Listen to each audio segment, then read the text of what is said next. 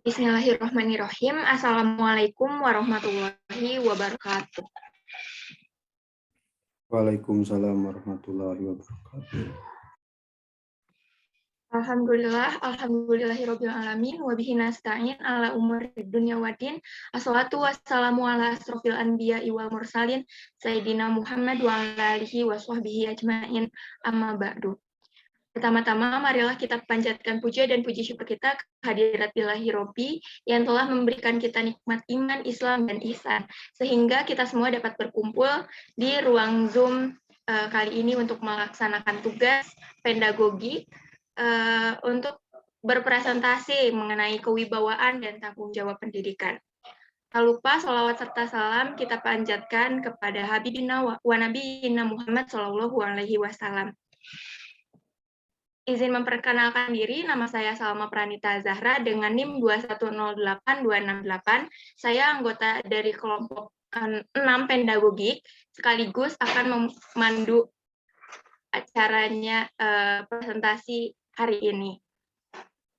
Saya ingin memperkenalkan anggota kelompok, yaitu yang pertama ada Azmi Fauzan dengan NIM 2101254, selanjutnya Desta Nurul Tazala dengan NIM 2107354, selanjutnya ada Nadia Rizky dengan NIM 2102180, dan selanjutnya ada Salma Pranita, yaitu saya sendiri, dengan NIM 2108268, dan selanjutnya ada Tri Oktaviani dengan NIM 2108187.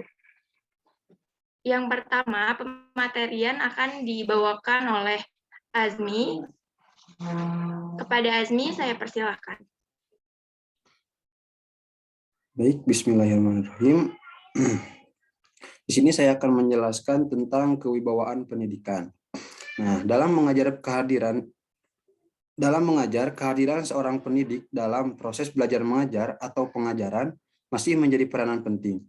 Peran pendidik juga dalam proses belajar mengajar belum dapat digantikan oleh mesin, radio, ataupun alat yang lebih modern.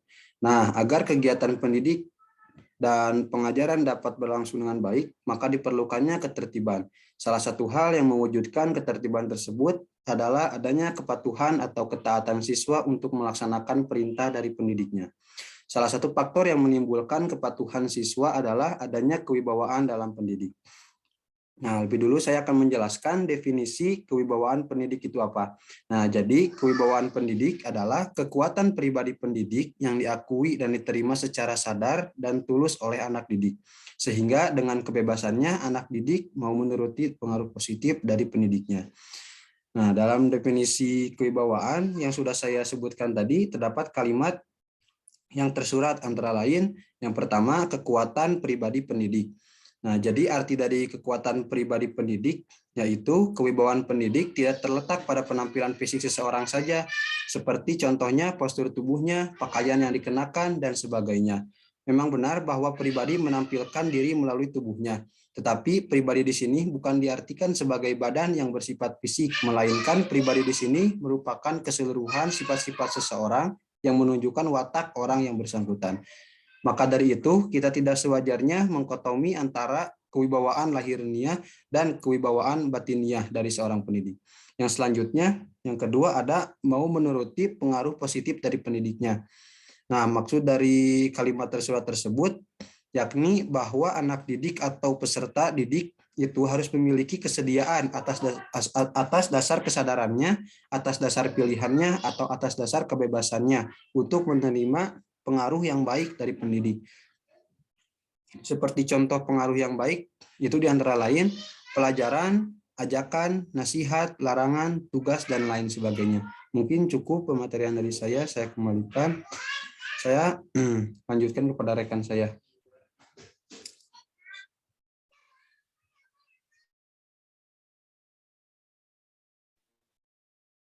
Baik, terima kasih.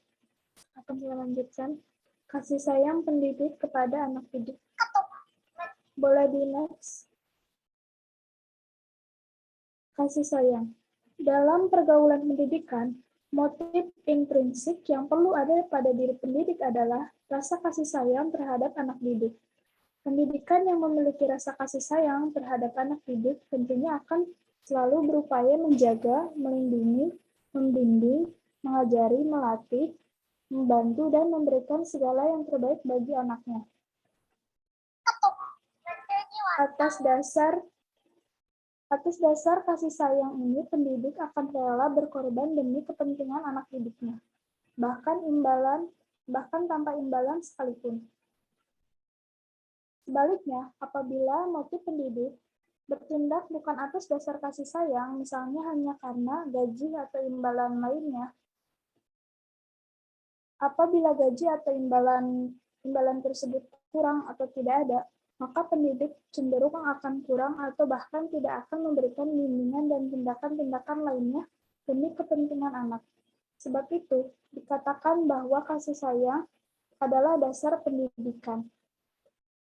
Jan Lichtart, seorang ahli pendidikan dari negeri Belanda, menyatakan pendidikan adalah soal kecintaan, kasih sayang, kesabaran, dan kebijaksanaan.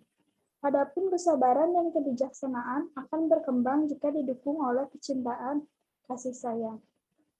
Menurut Sujono. Sekian dari saya berikan kepada rekan saya, Salma Pranita.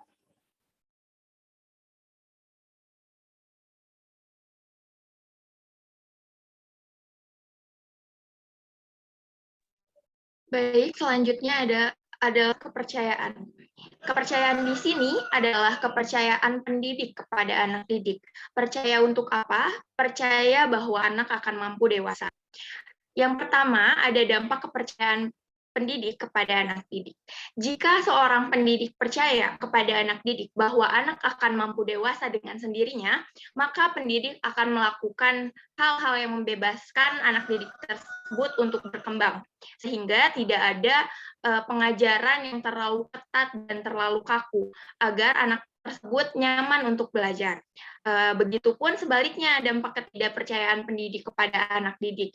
Jika seorang pendidik tidak percaya bahwa anak didik akan mampu dewasa dengan sendirinya, lambat laun akan dewasa dan berkembang, maka pendidik akan melakukan pembelajaran, pendidikan, memberikan pendidikan yang terlalu kaku dan terlalu istilahnya mengekang anak didik tersebut, dan begitupun akibatnya anak didik tidak akan berkembang, tidak akan mampu dengan sendirinya dewasa karena tidak mendapat kepercayaan oleh pendidiknya sendiri. Boleh next, operator? Setelah ada kepercayaan, yaitu ada kedewasaan pendidik. Kedewasaan di sini memiliki dua arti, yaitu yang pertama ada individuasi. Individuasi adalah ketika manusia tersebut sudah menjadi pribadi tertentu. Jadi, dalam individuasi ini, seorang manusia atau pendidik tersebut sudah mengenal dirinya sendiri, atribut yang dimiliki, sifat, kekurangan, dan kelebihan. Selanjutnya adalah kesatuan nilai dan norma. Seorang pendidik yang sudah dewasa sudah memiliki kesatuan nilai dan norma yang telah terintegrasi dalam dirinya, yaitu seorang pendidik telah mengetahui benar salah, mana yang harus dilakukan dan mana yang harus ditinggalkan. Lantas, seperti apa dewasa itu? Dewasa di sini adalah ia yang telah mengenal siapa diri dia, kekurangan, kelebihan, pengetahuan, nilai, dan norma, semuanya sudah terintegrasi dalam diri pendidik tersebut. Ketika semua telah terintegrasi dalam dunia pendidikan atau dalam pergaulan pendidikan, pendidik tersebut bisa dikatakan sudah ideal. Dan selanjutnya ada kata Levengoul tentang cara mendidik. Jika seorang pendidik diberikan amanah untuk mendidik, dan amanah tersebut adalah yang dilakukan oleh pendidik asusila, tidak akan membuat seorang peserta didik menjadi asusila. Seorang pendidik yang tidak disiplin tidak akan bisa membuat seorang peserta didik menjadi disiplin. Maka dari itu, kedewasaan pendidik sangatlah berarti dalam pendidikan. Selanjutnya akan diteruskan oleh rekan saya. Identifikasi pendidik kepada anak didik. Sebagai pemangku kewibawaan, pendidik harus mengidentifikasi anak didik dan beridentifikasi terhadap anak didik sebagai penerima kewibawaan. Artinya, pendidik harus mengenal hakikatnya siapa anak didik itu, dan hendaknya bertindak dengan memperhatikan serta mempertimbangkan tentang hakikat anak didik itu. Dengan melakukan identifikasi atau mengidentifikasi anak didik, pendidik akan mengenali berbagai karakteristiknya, mengetahui kepentingan anak didik, memahami pentingnya menjaga keselamatan dan kebahagiaan anak didik. Pendidik sewajarnya memilih dan melakukan segala tindakan pendidikan bukan atas dasar tingkat kemampuan berpikir pendidik, melainkan atas dasar tingkat kemampuan berpikir anak didik. Sekian dari saya dilanjutkan oleh rekan saya.